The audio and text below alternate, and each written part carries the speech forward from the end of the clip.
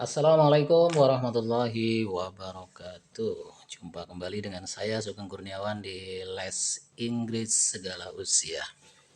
Apa kabar teman-teman semuanya?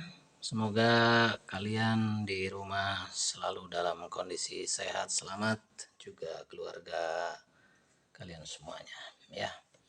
Oke, pada video kali ini kita akan masuk pada materi yaitu tentang some atau any. Nah, ini some atau any ya.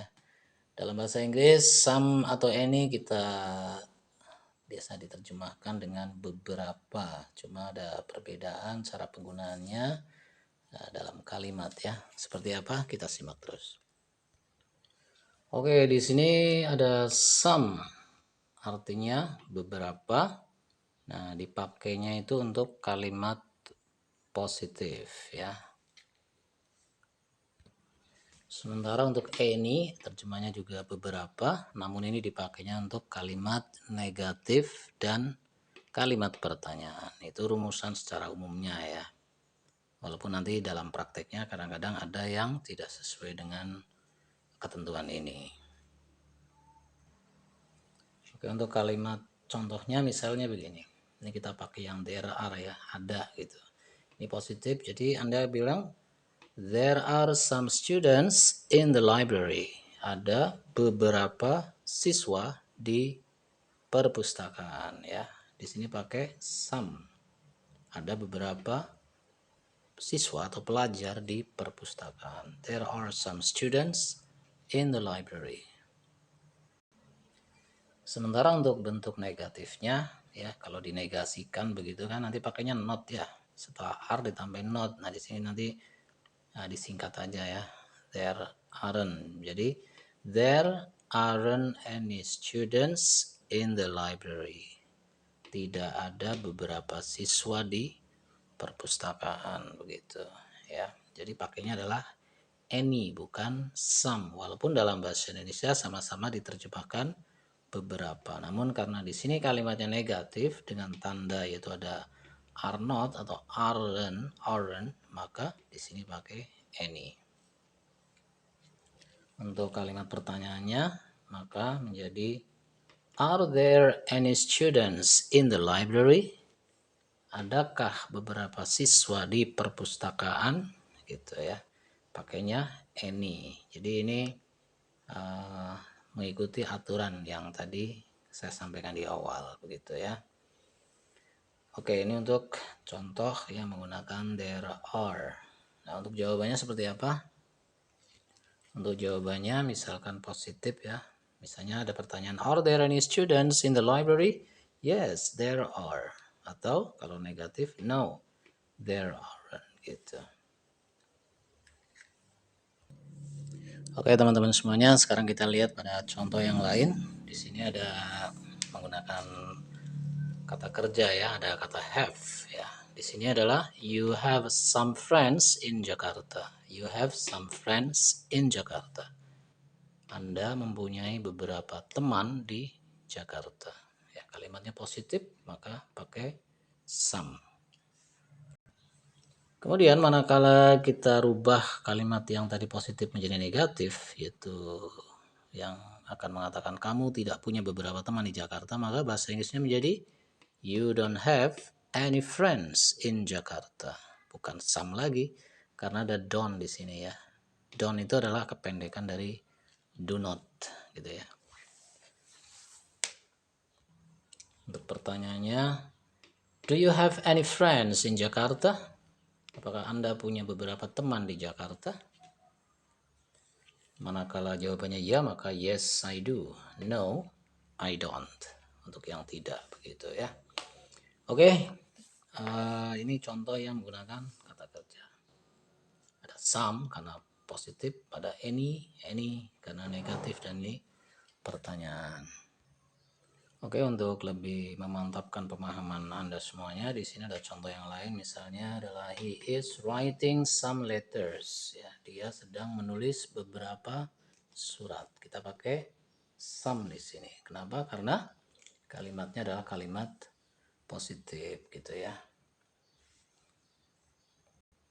Selanjutnya untuk perubahan dari positif menjadi negatif, maka menjadi he isn't writing any letters. Isn't. Nah, isn't itu adalah singkatan dari is not. Ya. Menjadi isn't. Ya, biar lebih mudah pakai yang isn't saja. He isn't writing any letters. Kita pakai any karena ya negatif begitu ya.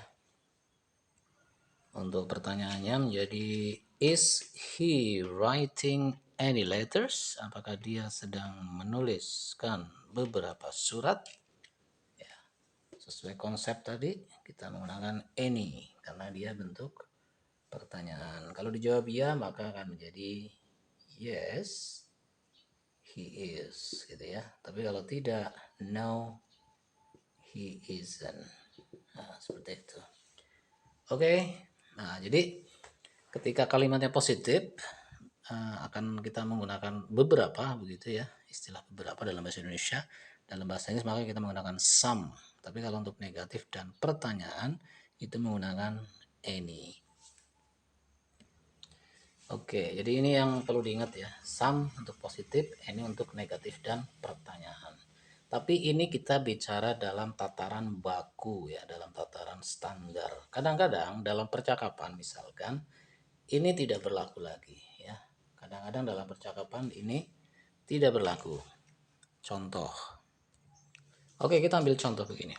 Suatu saat Anda pergi bersama teman, kemudian teman Anda di jalan tiba-tiba bilang, "Ayo kita mampir dulu ke kafe misalnya gitu atau ke warung gitu ya."